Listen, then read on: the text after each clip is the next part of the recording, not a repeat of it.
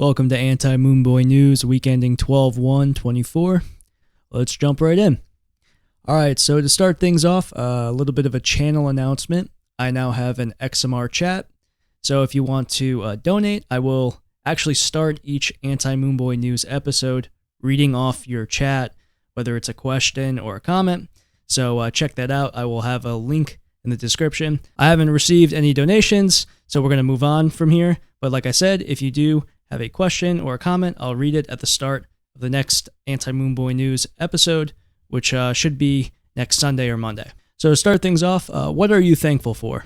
And I am thankful for Monerochan, probably the best community meme of all time. Well, I have some interesting news. There is now a ERC20 token for Monerochan.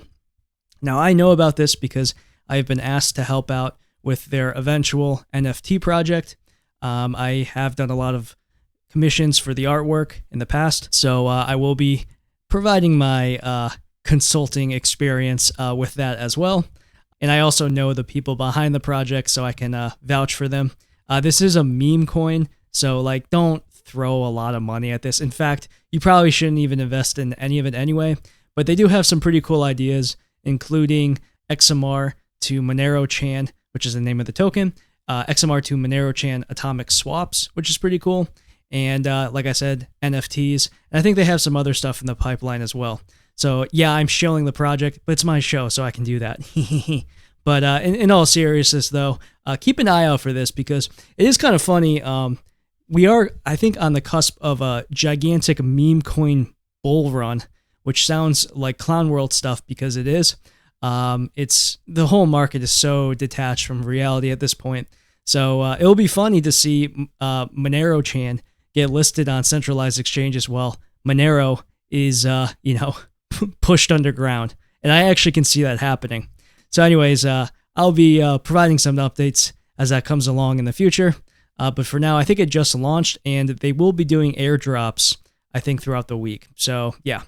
In other Monero news, Luke Parker has announced he is stepping back from being as involved as he has been in Monero. And we're sad to see it happen. Luke has been, really he's on the Mount Rushmore of Monero development. If we were to make a Mount Rushmore, his contributions have been absurdly positive for Monero. Of course, full chain membership proofs, which is not going to die with him, stepping back from his duties. Apparently, it's pretty much all done, and now we just have to audit it and move forward with integrating it into the network. But he is not going to be developing as much in the future.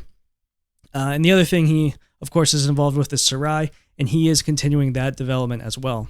Now, in his GitHub post on the matter, he describes a burnout as being part of it, and we've actually seen this before with Sarang. He announced that he didn't want to be involved as much with Monero, and then he worked on Firo. I think he's still working over there as well. Yeah, I mean, this just happens, and when Sarang left, a lot of people were upset, but then we got a Luke Parker, right? So it's kind of just how the free market works, and someone like Luke is an adult. He can make his own decisions, and he is going to do his own thing, so we wish him all the best.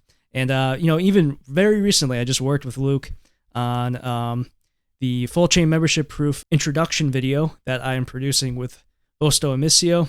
That should be coming out within the next week or two, and, we ran it by Luke to have him review what we did, and he was very kind, and he responded very quickly, so yeah, he's just a great community member, so we wish him all the best. And we might as well continue with some more Monero news. I just saw this today. Basicswap is announcing that they now have Bitcoin Cash to Monero atomic swaps as part of their protocol. So if you are interested in that, definitely check it out. Basicswap is not the most user-friendly atomic swap service. However, they are in the process of improving that user experience. So if you want to be kind of on the ground floor for a project like this, definitely check it out, especially if you are a big supporter of both Monero and Bitcoin Cash.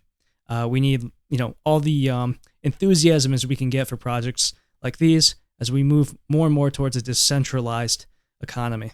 Now, this week, Trump kind of went on a little Twitter rant or his website, Truth Social. Does anyone even use that site? Anyways, he went on this rant about other countries not respecting the dollar, and Trump doesn't give a shit about Bitcoin. I don't know how many different ways we can tell you that. And yeah, he cares about the dollar. The government cares about the dollar. And to continue off that too, we saw just now, actually, like 30 minutes ago, the United States Bitcoin that they have confiscated has moved to a Coinbase wallet address. So it's very possible they are about to sell off the Bitcoin they already have, which is, of course, a bad sign for things to come. So we will see if they do sell that. And if they do, I'm sure the markets are going to react. And finally, a white pill. We have a positive development in the Tornado Cash judicial process. Basically, it was determined that OFAC had overstepped its authority by placing Tornado Cash on OFAC's specially designated nationals and blocked persons list. And this reversed the district court's ruling upholding sanctions on the software. And so here, I'm just going to read the summary here. I'm not going to read the whole article. This is by Lola Leitz. The summary says, the court has found that Tornado Cash's smart contracts do not constitute a service or property, defining the contracts as tools that are nothing more than lines of code. The court has found that Tornado Cash does not own or control the smart contracts. The developers revoked any role in the software's operation, making important distinctions between mutable and immutable software. This means controllable or not controllable, right? The court refuses to participate in Treasury's attempts at judicial lawmaking, stating that legislating is Congress's job and Congress is alone. So yeah, positive development. The court's actually striking down something that's ridiculous. You love to see it. Yeah, I mean, we've been waiting for any sort of positive news here. It seems like we've been getting hit back further and further, with the recent Bitcoin fog case not going the right way.